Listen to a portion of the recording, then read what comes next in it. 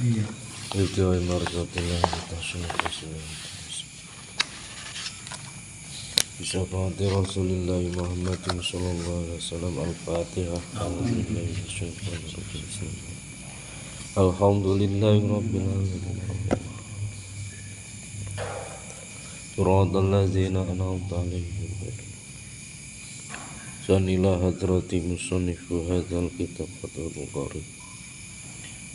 Suja afana fi ulumihi fitarain. Al-Fatihah. A'udzubillahi minasyaitonir rajim. Bismillahirrahmanirrahim. Alhamdulillahi rabbil alamin arrahmanir rahim maliki yaumiddin. Siratal ladzina an'amta 'alaihim ghairil maghdubi 'alaihim waladdallin. Bismillahirrahmanirrahim. Wa taqdimul yumna wa taqdimul yumna lan kaping 9 sunate wudu iku ndhisitake utawa ndinginake gauta kang tengen. Wa taqdimul yumna lan kaping 9 sunate wudu iku ndhisitake utawa ndinginake gauta kang tengen, mendahulukan anggota tubuh yang kanan diselesaikan dulu, aja gantian. Ping telu diselesaikan. Bagian kanan selesai baru kiri. Wa taqdimul yumna lan kaping 9 sunate wudu iku dhisitake utawa ndinginake gauta kang tengen. Min yadaihi saking tangan lorone si wong. Warijlaihi lan saking sikil lorone si wong. Warijlaihi lan saking sikile si wong. Tangan sing tengen dhisik, sikil tengen dhisik. Walal yusra ngerikake walal yusra ngerikake ngatasé gauta kang kiwa. Gauta kang kiwa setelah membasuh gauta kanan. Min huma saking karone tangan lan sikil loro. Min huma saking karone tangan lan sikil lorone si wong. Tangane tengen dhisik, sikile tengen dhisik. Amal ngudwanu anapun utawi gauta lorone si wong. Amal ngudwanu anapun utawi gauta lorone si wong sifate ngudwan alladzani ngudwan silai huwal ladzani yashalu kang gampang apa khosluhuma basuh karone ladzani tinggai ma'an hale bareng sorae kal khodaini kaya basuh pipi lorone mutawaddi. Yen mengkono kepriye jawabe syarat amma fala yuqdamu mongko ora ndinginake sapa mutawaddi al yamina ing gauta kang tengen min huma saking karone ngutuan. To pipi kan bagi loro ke tengen karo kiwa ke bareng basuhe di ora separo langsung kabeh. Bal yutahharani balik den suciake apa karone nguduan. Daf'atan wahidatan kelawan ambalan sak pisan, Dadi pipi muka membasuh muka itu tidak terbagi dua, bukan bermuka dua. Bermuka dua kan yo nang arep iya nang mburi ora. Mergo wudu ana pipi kanan, pipi sebelah kanan kiri ning dibasuh secara bersamaan. Jadi satu kali. Ora sebelah kanan dulu baru kiri yo ora. Berarti wajah kanan karo kiri sekaligus satu basuhan.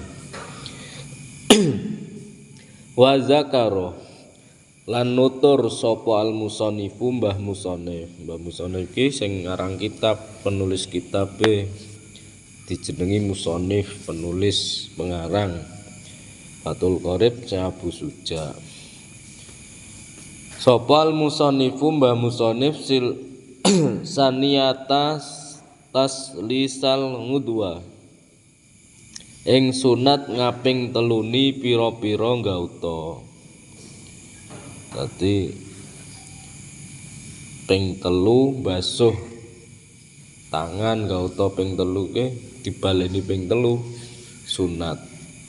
Al maghsula kang den basuh wal mamsuhi al maghsula kang den basuh wal mamsuha lan kang den usap.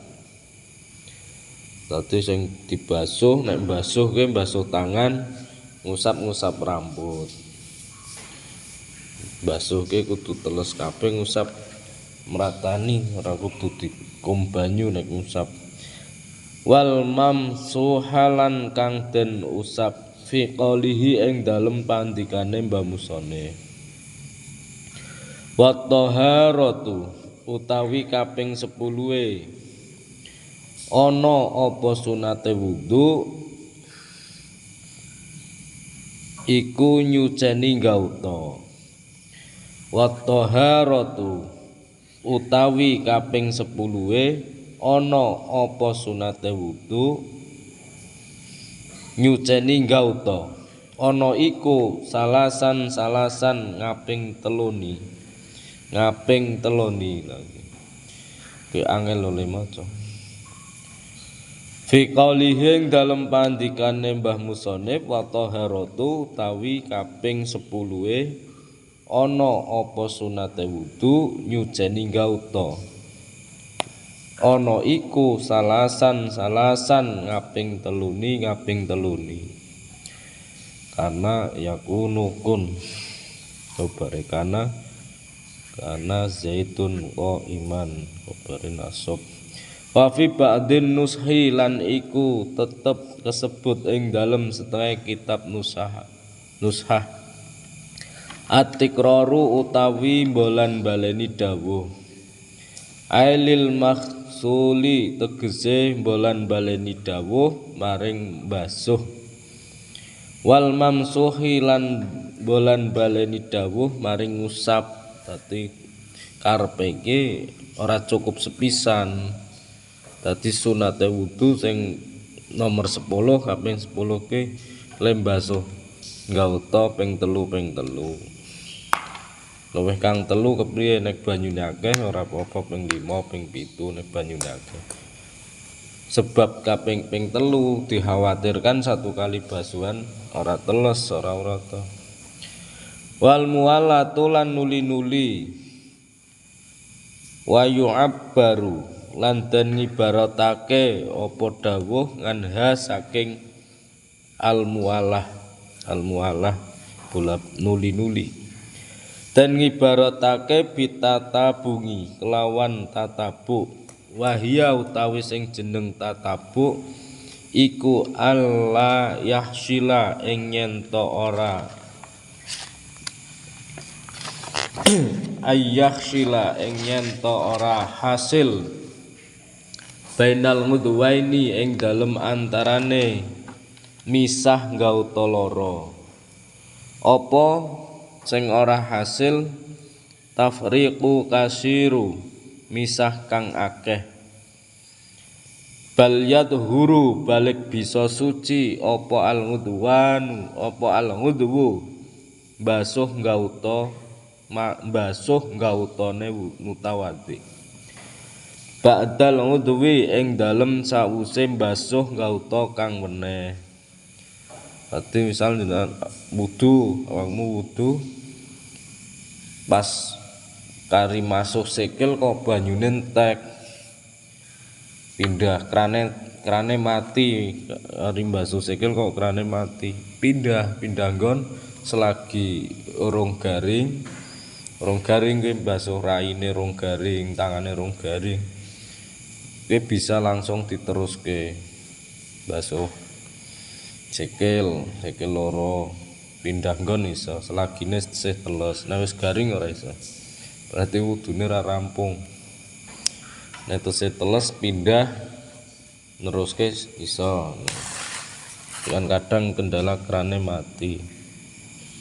Bal yadhuru balik bisa suci apa al-udwu basuh gautane mutawaddi bada'ud win ing dalem sawuse basuh gauta kang weneh. Bihaisu la yajifu kelawan dinggon sakirane durung garing ya kan saurunge garing apa al-maghsulu gauta kang den basuh qablahu ing dalem sadurunge basuh gauta kang weneh. Misal nembe basuh rai kok entek banyune pindah dilanjutke berarti selagine basuhan kuwi rong garing. Manga ikhtidalil hawai bareng-bareng sartane sedengane hawa.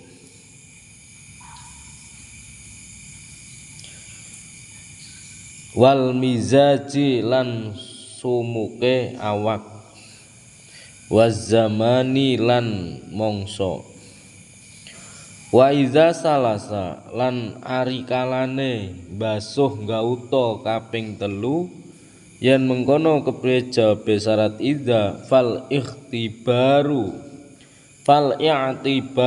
mongko becik ngalap ngibarat sapa mutawaddi bi akhiri khoslatin ing dalem akhire basuh gauta. Dadi yope dibasuh ping 3 misal tekan tangan banyune entek selagine rong garing pindah nggon seiso. Terus nek wis wudu kabeh ora sendalan kepiye mlaku ngidek mbelek ngono kuwi. Ngidek tai kucing apa ngidek uyuh lha iki nek wis rampung wudu mlaku terus ora batalke wudu ning wis dikumbah dibersih. Misal wudu nang warunge Mbah Umam kono mlebu kene nyeker ora sendalan wis nang kamar mandi kono ya tetep sah salat. Itu batalake wudu. Sing batalake wudu ngentut. Oyuh. Fi ghairi ngudwin. Bismillahirrahmanirrahim wa idza salasalan ari kalane basuh gauta kaping 3 yen mengkono priye jawabe syarat idza fal i'tibaru mongko becik ngalap ibarat sapa mutawaddi bi akhiri khoslate ing dalem akhire basuh gauta wa inama tundabu lan angin ora pestine den sunatake apa almuwalatu nuli-nuli fi ghairi wa wudhu'i sahibi daruratin ing dalem sakliyane wudune wong kang duweni tingkah darurat. Berarti walat sing tertib. Jadi wudu ki sing tertib. Tangan basuh, pek-pek loro terus kemu tertib. Sunate karo wajibe dilakoni sing tertib. Ning kabeh tertib. Nah ora tertib, ora acak-acakan ora sah. Rumoso ber raup ora basuh sirah langsung sikil ya kadang. Ana wong ngerung iso carane wudu nglakoni salat. Wudune sing sampurna dhisik, sing seneng wudu. Fi ghairi wudhu'i sahibi daruratin ing dalem sakliyane wudune wong kang duweni tingkah darurat. Maksude nek wudune gantian ditunggu ora kudu ping 3 pisan sing penting meratani sah. Tapi jaman akeh banyu ki golet senggange wong wudu ora usah bareng-bareng pinter-pinter wudu dhewe iso sampurna. Lah nek gantian tunggoni bareng-bareng nek Jumatan nengkran wis bareng-bareng hawa sumuke hawa kringete segala macem ndadekke najis bangsa angin bangsa apa campur-campur ora genah mending misah. Amma huwa anapun utawi sing jeneng sakliyane wudune wong kang duweni tingkah darurat iku fal muwalatu mongko utawi nuli-nuli iku wajibatun wajib. Dadi nek nganggur nek iki ora ngantri sunat ngaping teluni kabeh wajib. Fi haqqihi ing dalem khairu wudu'i sahibi darurah.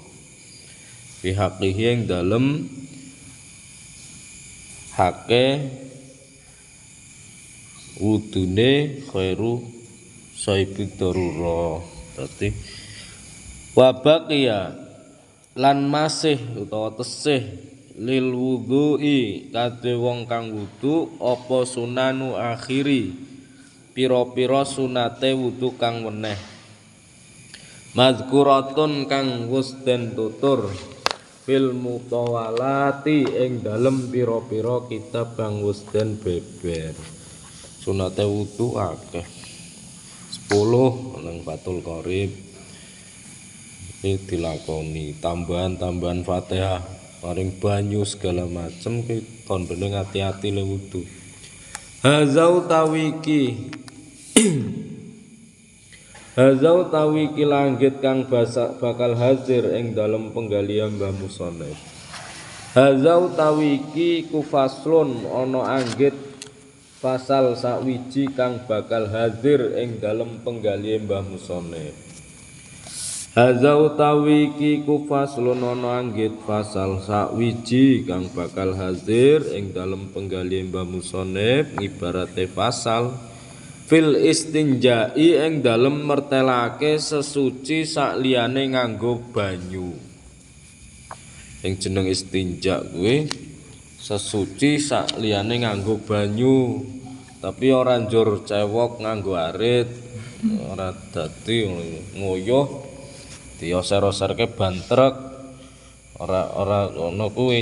Dadi istinjake sesuci sakliyane nganggo banyu. Nganggo apa? Wazabi qadiyal hajati lan ing dalem mertelakake tata carane wong kang nekani buang hajat. Sing gampang tata carane ngising utawa nguyuh. Iki dibahas ana wingi ndet kae nguyuhe karo ngadeg dongane kurang mandi. Dadi nek wong kok nguyuhe tesih ngadeg ora gelem jongkok dongane angel dijabah kurang mandi bahasane ngono kuwi. Wis ngono. Wa zabi qadiyal hajati lan ing dalem mertelake tata carane wong kang nekani buang hajat. Wal istinja'u utawi istinja iku wa huwa utawi sing jeneng istinja iku najautu syai'a dan alap saking lafal najautu syai'a. Maknane ae kotok tuhu tegese medhot sapa ingsun ing perkara. Medhot ngising ya mesti pedhot, nguyuh ya mesti mandeg. Masa ngising ora ana pedhote kaya mie. Sak mangsa-mangsa sing jeneng istinja kuwi mau den alap saking lafal najaitu syai'a. Faka'annal mustanjia mongko kaya temen saktuhune wong kang cewok utawa sesuci iku yaktongu bakal medhot sapa mustanji bihi sebab dene istinja medhot al adza ing kotoran. Medhot al adza ing kotoran. Ngising yo mesti pedhot, nguyuh mesti mandeg. Nah mandege kuwi terus sesuci. Ngan nafsihi saking awak dhewe mustanji. Hobare wal istinja'u iku wajibun penggawe kang wajib min khurujil bauli saking bolongan nggon metune uyuh wal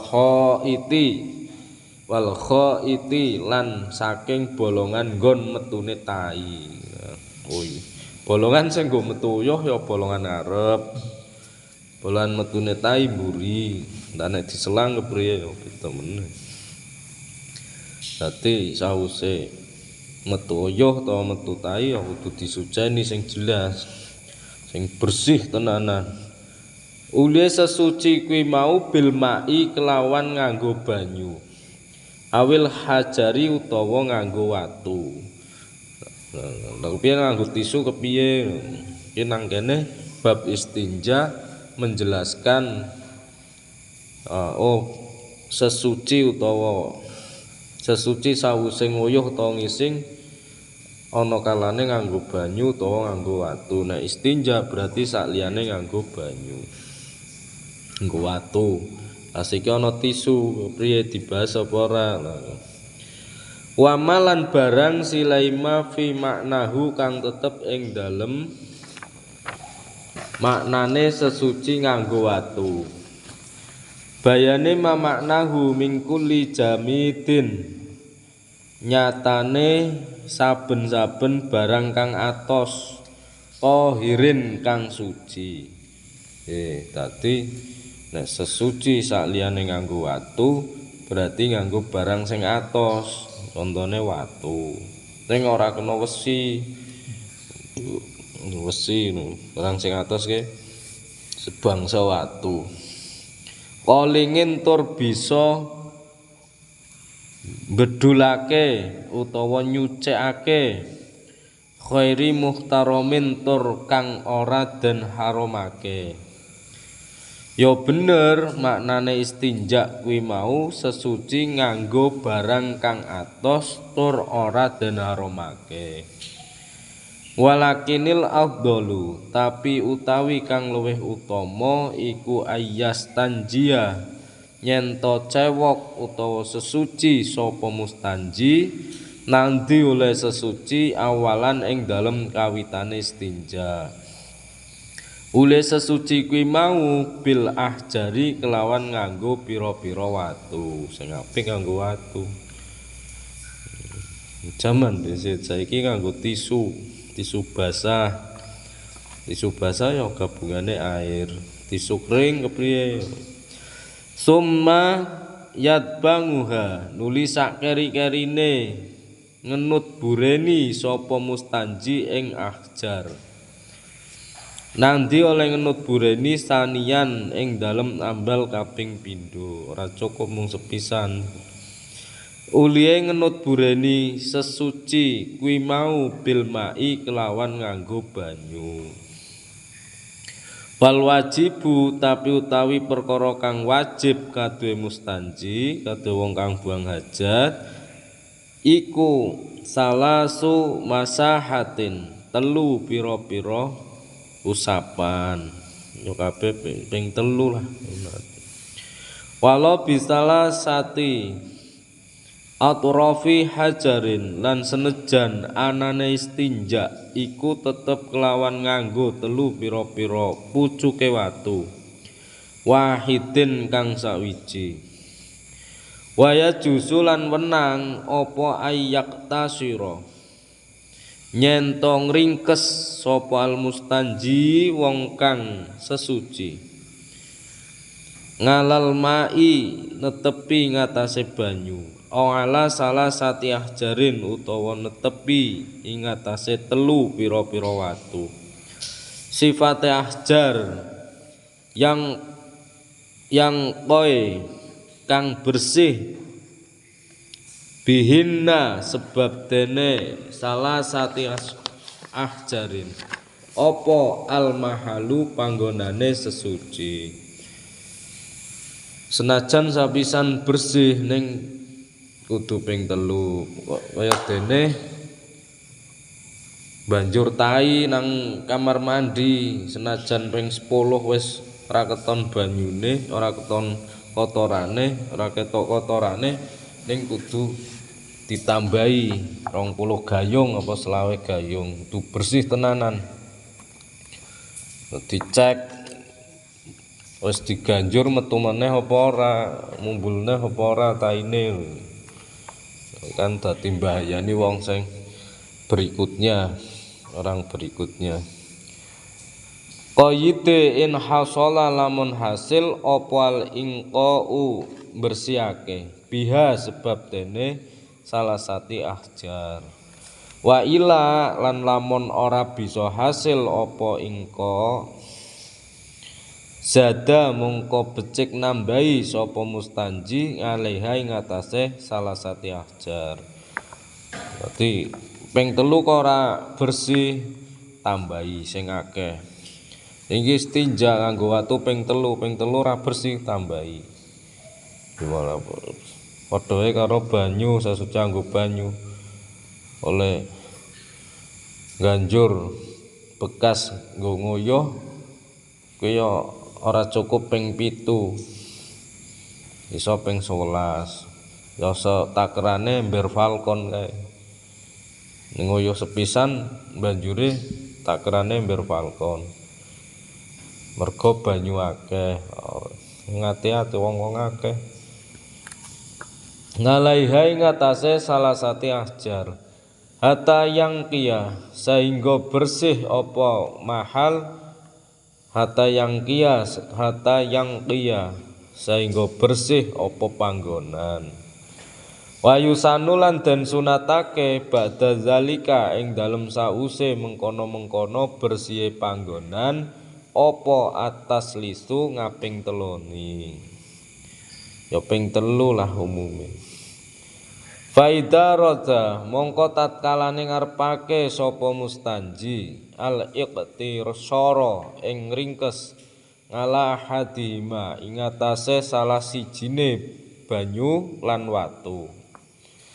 Yen mengkono kepriye syarat ida fal ma'u mongko utawi sesuci nganggo banyu iku afdalu luweh utama apa sesuci nganggo banyu tinimbang nganggo watu. Dadi sesuci sing apik kuwi nganggo banyu senajan tisu ya akeh ngono kuwi. Ning sing apik nganggo banyu bersih. Ora sesuci nganggo banyu. Siki bayi ngisi nganggo tisu basah wis campuran warna-warna. Ning umume sing bersih tenanan nganggo banyu. Ning duwe anak cilik kok dicewokine mung nganggo tisu basah.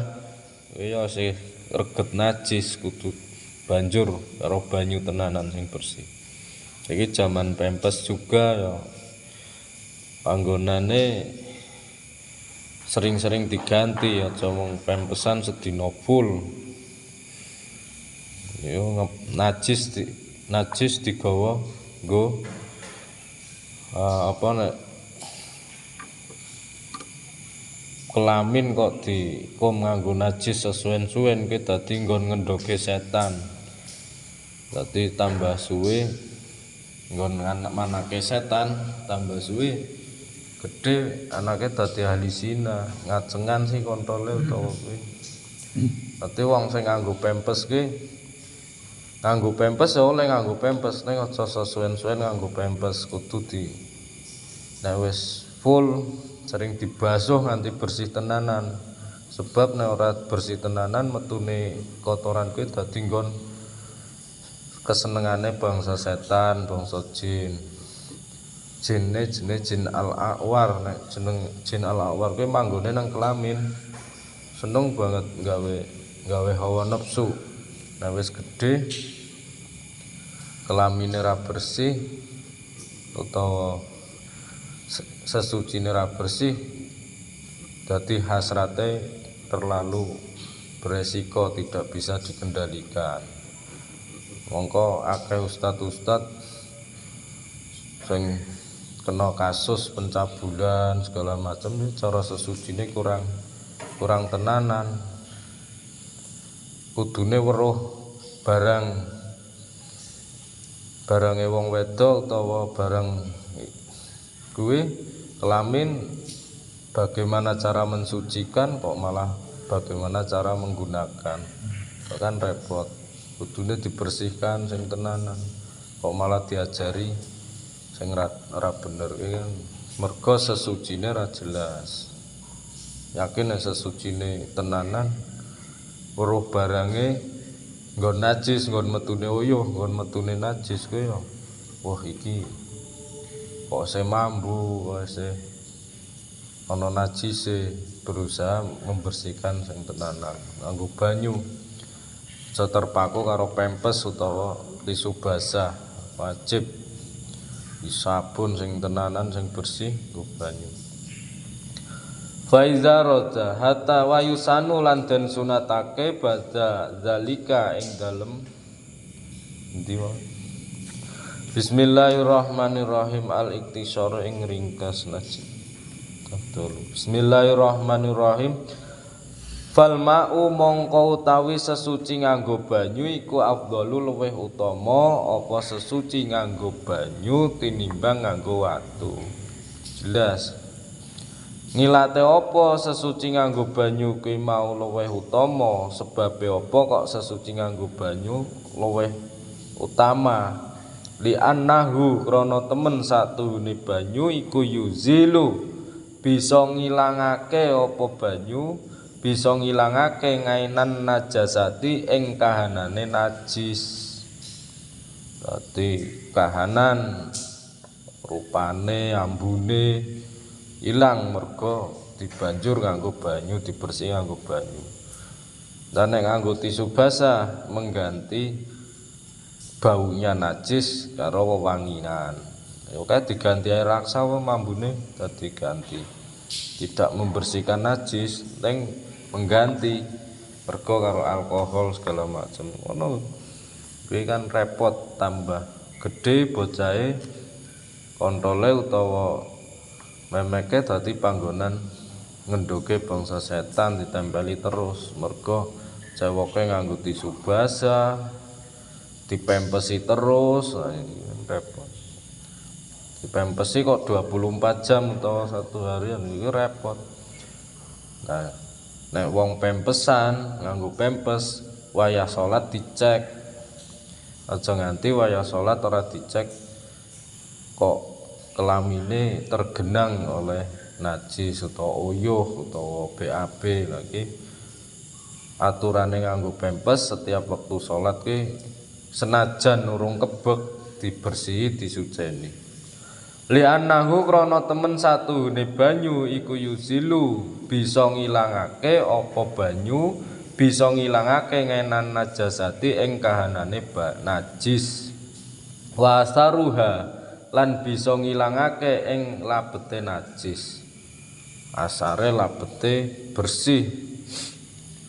Ya bener sesuci nganggo banyu kuwi mau luwih utama sebab bisa ngilangake ing kahanane najis lan labete najis. Wa surutul izzail istinjai tapi utawi syarat ngalap cukup ule istinja bil hajari kelawan nganggo watu iku alla yajifa nyento ora bakal bisa garing apa al khariju perkara kang metu. Sifate kharij an najisu kang kena najis apa kharij. Wala yang takila lan ora bakal bisa pindah apa najis ngan mahali khurujihi saking panggonan metune najis. Walayat ro'a lan ora anyar teko alaihi ngatasé panggonan apa najisun najis akhara kang weneh aznabiyo kaktur kang bangsa liya nganhu saking metune najis. Dadi najis metune kadang metu getih, silite nggo ngising metu getih, metu tai, metu emas niku ya tetep najis. Najan metune emas, najis. Nah, bar dikumbah dibersihi masih bersih, nek nembe metu ya tetep najis. Fainin takfa mongko lamun persepen apa sartun sarate istinja mindalika saking mengkono-mengkono surut yen mengkono kepe jawabe syaratin ta'ayyana mongko dadi pertelo apa almau banyu wis sing genah bae sesuci sing jelas nganggo banyu. Nah, istinja iki jarang wong kemaro 3 tahun 5 tahun nembe ketemu bab istinja, tapi siki wis disediakan air. Al-Fatihah. Alhamdulillah. Shiratal ladzina an'amta 'alaihim ghairil maghdubi